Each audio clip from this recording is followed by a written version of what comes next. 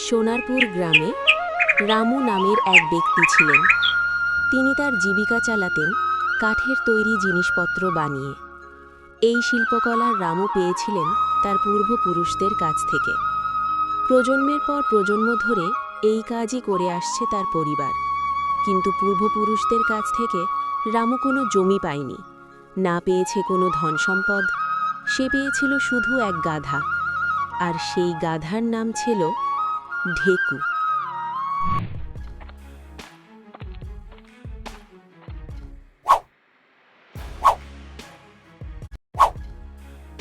অকরম কোথাকার, পড়ে পড়ে এনে ঘুমাচ্ছিস?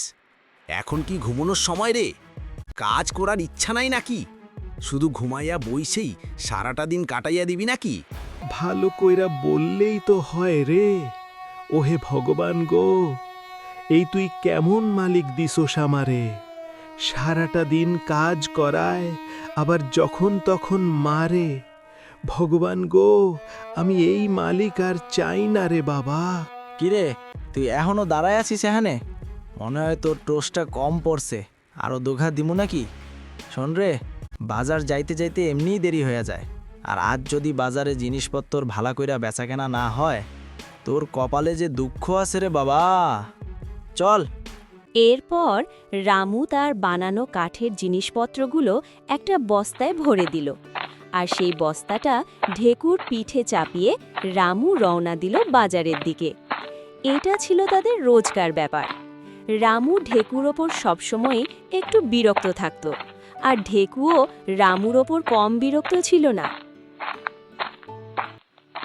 মালিক তো এখন ব্যস্ত রে, যাই একটু টাটকা টাটকা সবুজ ঘাস খাইয়া আসি। মালিকের দিয়া শুকনা ঘাস খাইতে খাইতে আমার জিভ থাইকা সব স্বাদটা উড়ি গেছে রে বাবা।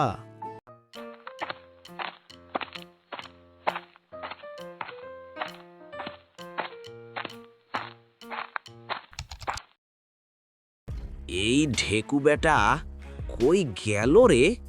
ওহো, এইটারে নিয়া আর পারি না রে বাবা। একে তো কোনো কাজেরই না, পুরা অকর্মা। তারপরে একটু ফাঁক পাইলে এদিক ওদিক চইলা যায় রে। আজকে যদি পাই না ওকে, দেখবি মজা দেখাইয়া ছাড়ুম।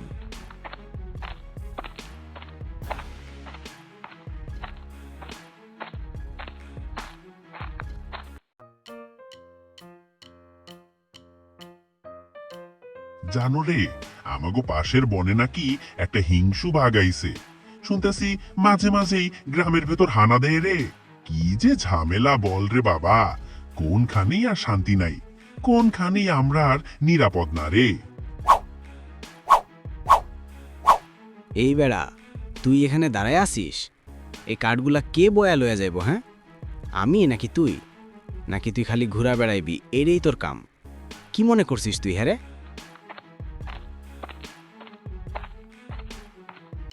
দূর, এই পাজি মালিকটার লাইগা কিচ্ছু ঠিকঠাক শোনাই গেল না রে। ওরা যেন কইতাছিল বাঘ আইছে নাকি। আর এই বাঘটা তো আমাগো বাসাতেও আইতে পারে রে। যদি আইসা এই জ্বালাময় মালিকটারে ধইরা লইয়া যায়, তাইলে তো আমি বাঁচি রে বাবা। মেঘটা ধরছে রে, মনে হয় এইবার এখনই বৃষ্টি নামবো। পালাই রে বাবা, নাইলে এই মালিকটা এই এত কাঠ সব আমারই দিয়ে বইয়া পড়াইব।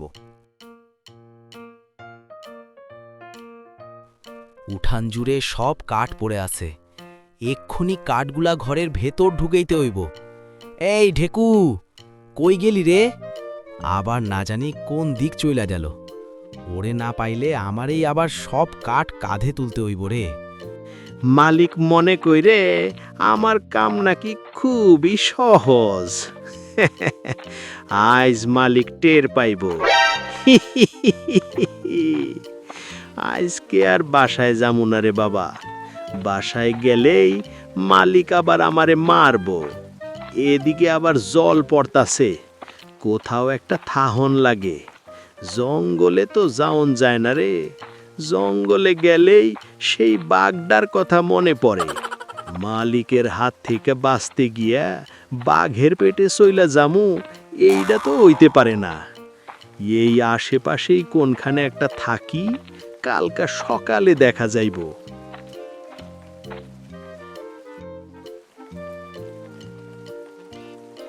ঢেকুকে কোথাও না পেয়ে শেষ পর্যন্ত রামু নিজেই কাঠগুলো বয়ে নিতে শুরু করলো।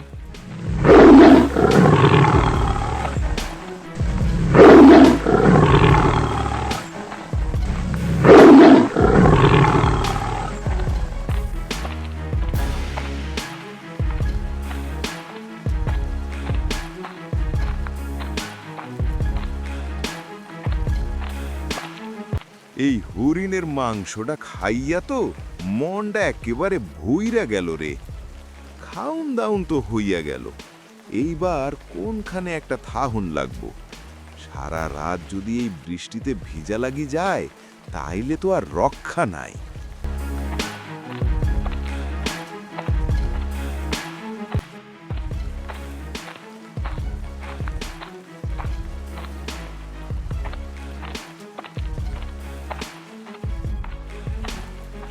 চারিদিক অন্ধকার হয়ে যায়। বাঘ গ্রামের একটু পাশে এসে একটা জায়গা থেকে ওখানেই থেকে যায়। ওদিকে রামু বেজায় রেগে যায়। কাঠ বোয়া বাদ দিয়ে ঢেকুকে খুঁজতে বেরোয় রামু।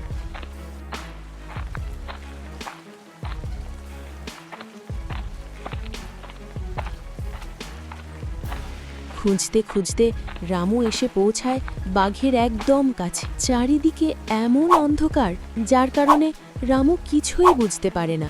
রামু বাঘকে ঢেকু মনে করে আর বেজায় মারতে শুরু করে। ওই তুই এখানে বসা আছিস আর আমি কই কই না খুইজা মরতাছি। বাঘ তখন মনে মনে ভাবতে থাকে, একে রে, আমাকে তো ভয় পাচ্ছে না, উল্টে আমাকে মারছে। বাঘের মনে হয় এ নিশ্চয়ই মহাশক্তির কোনো মানুষ, এর সাথে শক্তিতে পেরে ওঠা তার পক্ষে সম্ভব নয়। এই ভেবেই বাঘ চুপচাপ থাকে আর ধীরে ধীরে নিঃশব্দে তার সাথেই চলে যায়। চল এক্ষুনি এইগুলা সব ঘরে নিয়ে যাইবি।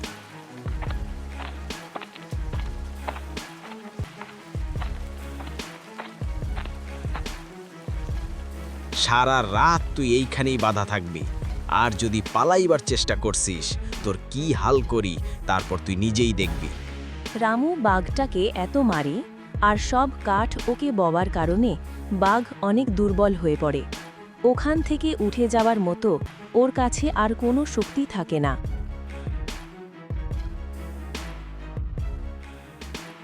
সকালবেলায় রামুর বাড়ির সামনে বাঘকে বাঁধা দেখে সবার চোখ বড় হয়ে যায়। আরে বাবা, রামু তো কি অবাক কাজ করেছে! একেবারে বাঘটাকে গাধার মতো বেঁধে রেখেছে। ঘরের সামনে হইচই শুনে রামু ঘর থেকে বেরিয়ে এলো, আর যখন বাইরে এসে বাঘকে দেখল সে তো পুরোপুরি অবাক হয়ে গেল। এই বাঘটা কি করে এখানে আইছে রে? তাইলে কি কালকে অন্ধকারে আমি ঢেকু মনে কইরা এই বাঘটাই আনিছিলাম? ওরে বাবা, এবার কি হবে?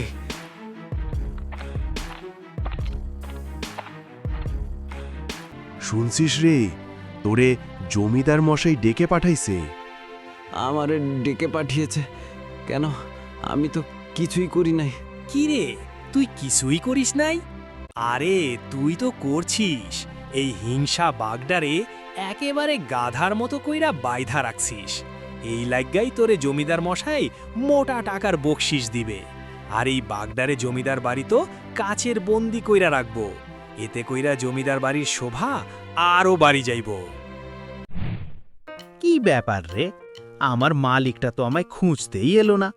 ও যা পাজি লোক, এরাম তো হবার কথা না।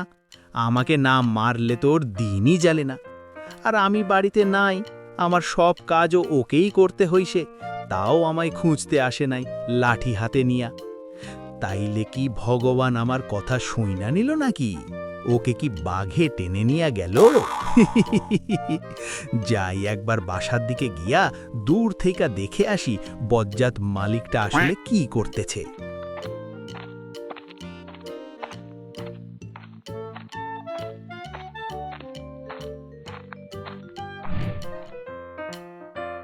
আরে বাবা, এইটা আমি কি দেখতাছি রে? তুই আমার মতো এখানে বাধা পড়ে আসোস?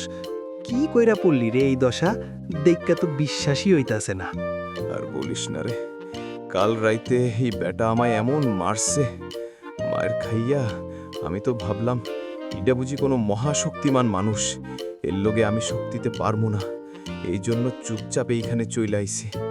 আবার এসব কাঠও আমি বইয়া দিছি, ভাবছিলাম কাঠ বইয়া দিছি মানে আমায় ছাইরা দিবে, কিন্তু না রে, আমায় ছাইরা না দিয়া এইখানেই বেঁধে রাখছে। এখন তো আমার গায়ে এতটুকু শক্তিও আর বাকি নাই যে এইখান থেকে আমি নিজে নিজে চইলা যাব। আমার মালিকের লইগে এই সবই সম্ভব রে। আমি তোকে বন্ধু মনে কইরা সব কথা কইলাম রে, আর তুই আমার কথা শুইনা হাসতাছাস। আরে আমার কি মাথা খারাপ নাকি? আমি তোকে বন্ধু বানামো? আমি গাধা হইতে পারি, কিন্তু অতটাও গাধা না যে গাধা হইয়া বাঘের লগে বন্ধুত্ব করব। মালিক এতদিনে একটা কাম ঠিকই করছে রে, তোকে এইখানে বাইন্ধা রাখছে, ভাল্লাই হইছে।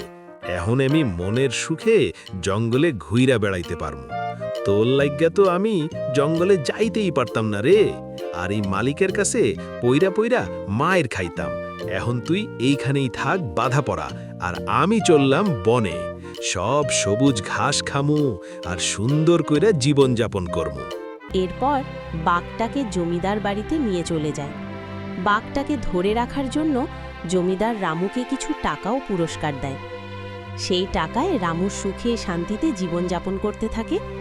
আর এদিকে ঢেকু মনের সুখে জঙ্গলে ঘুইরা বেড়ায়, বনেই থাকে, স্বাধীন জীবন কাটায়।